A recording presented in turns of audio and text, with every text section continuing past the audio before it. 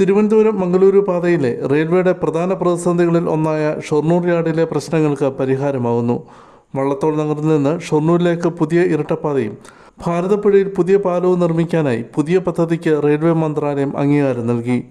ഷൊർണൂർ യാർഡിൽ നിന്ന് പാലക്കാട് തൃശൂർ ഭാഗത്തേക്കുള്ള 1 കിലോമീറ്റർ ഒറ്റവരിപ്പാതകൾ ഇരട്ടിപ്പിക്കണമെന്നത് കേരളത്തിൻ്റെ ഏറെക്കാലമായുള്ള ആവശ്യമായിരുന്നു. പദ്ധതി നടപ്പാകുന്നതോടെ ട്രെയിനുകൾ വള്ളത്തോൾ നഗറിലും ഷൊർണൂരിലും പിടിച്ചിടുന്നത് ഒഴിവാകും. ദക്ഷിണ റെയിൽവേ 2 വർഷം മുമ്പ് സമർപ്പിച്ച പദ്ധതിക്കാണ് വൈകിയാണെങ്കിലും റെയിൽവേ മന്ത്രാലയം അനുമതി നൽകിയത്.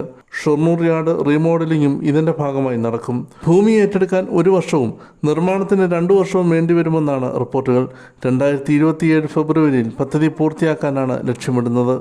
ഷൊർണൂർ സ്റ്റേഷൻ പരിധിയിൽ ട്രെയിനുകൾ പിടിച്ചിടുന്നത് യാത്രക്കാർക്ക് ഏറെ ബുദ്ധിമുട്ട് ഉണ്ടാക്കിയിരുന്നു.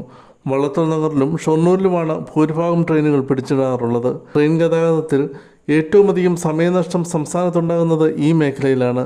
നിലവിൽ ഒറ്റവരിപ്പാത ആയതിനാൽ ഒരു ട്രെയിൻ പോയതിനു ശേഷം മാത്രമാണ് അടുത്ത ട്രെയിന് കടന്നു പോകാൻ സാധിക്കുകയുള്ളൂ.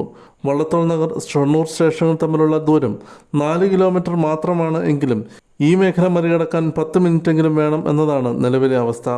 ഇതിന് പരിഹാരം എന്ന നിലയിലാണ് ഭാരതപ്പുഴയിൽ ഇരട്ടപ്പാതയുള്ള പാലം നിർമ്മിക്കാൻ റെയിൽവേ ഒരുങ്ങുന്നത്. 42 കോടി രൂപയാണ് പ്രാരംഭ പ്രവർത്തനങ്ങൾക്കായി റെയിൽവേ കണക്കാക്കിയിരിക്കുന്നത്.